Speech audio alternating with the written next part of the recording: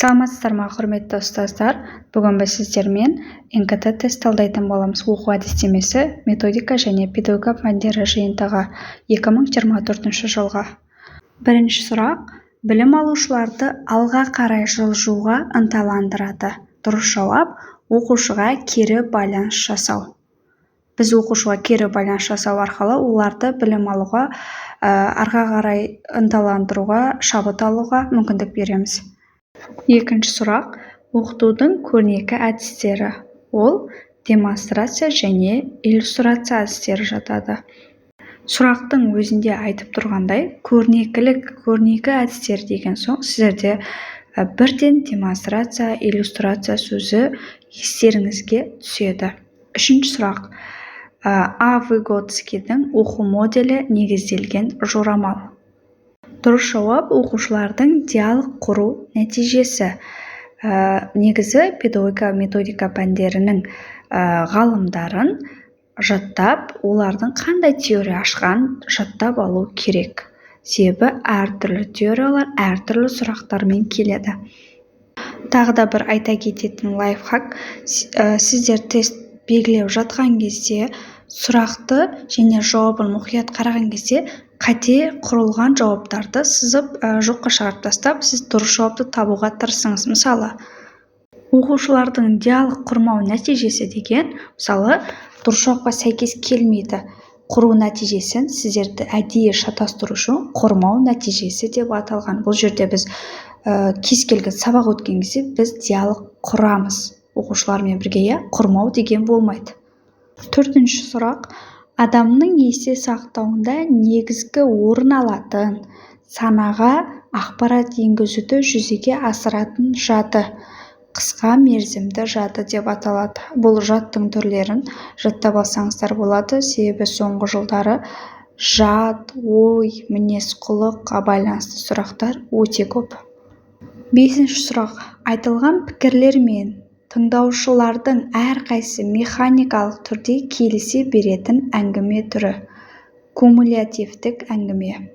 Кумулятивтік әңгімеде оқушы немесе ұстаз болсын, білім алмасу мақсатында бір-біріне идея тастап, идеяларын талқылайды және сол идеяларға басқа адамдар төзімділікпен қарайды. Алтыншы сұрақ: Скиннер көзқарасы бойынша адамдардың лайықты істері үшін ынталандыру, лайықсыз қылықтарын елемеу және жаза қолдану оперантты шарттылы деп аталады.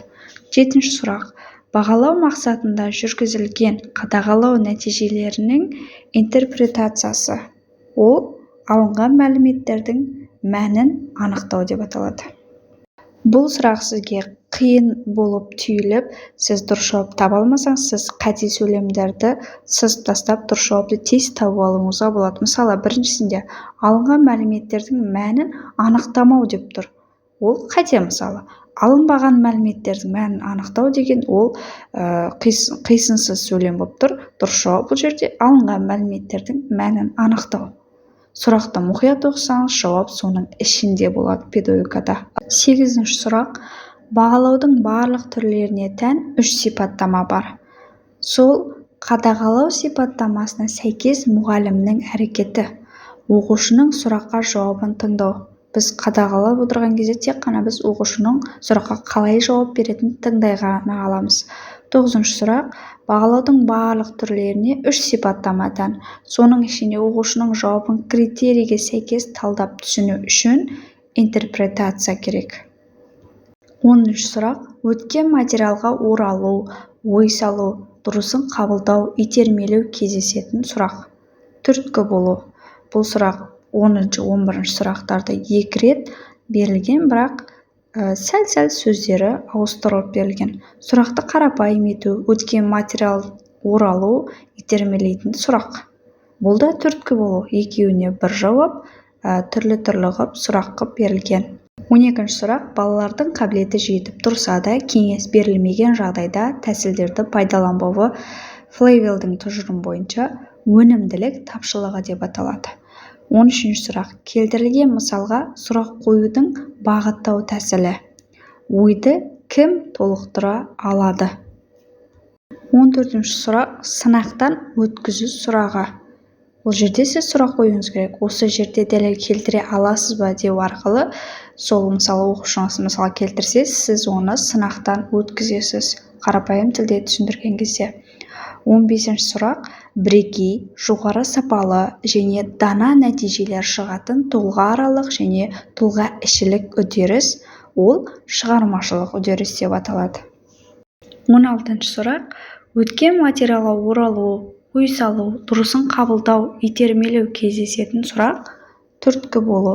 Бұл сұрақ 3-ші рет келіп тұруы. Түрткі болу. Сұрақты қарапайым ету, өткен материал оралу, итермелейтін сұрақ, бұл да түрткі болу. Сонда бір вариантта 3 рет, 4 реттен бір сұрақты 4 түрлі ғып айналдырып беріп тұр. 18-ші сұрақ дарынды және талантты оқушылардың білімін жетілдіру бойынша қызметтің екінші кезеңі Ренули мен Райстың тәжірибесі бойынша топтық оқу жаттығулары. 19-ші сұрақ басқаларды бақылай отырып жаңа мінез қалай қалыптасатынын білуге болатын тұжырым. Ол әлеуметтік тұжырым деп аталады. 20-ші сұрақ оқушының жауабын алғаннан кейін кідіріс жасау қажеттілігі. Дұрыс жауап А нұсқасы, оқушы өз жауабын түзетуге, нақтылауға мүмкіндік. Оқу әдістемесінен сіздерге тест талдаулары пайдалы болған болса, каналымызға жазылып, лайк, комментарий жазып кетіңіздер. Назарларыңызға рахмет.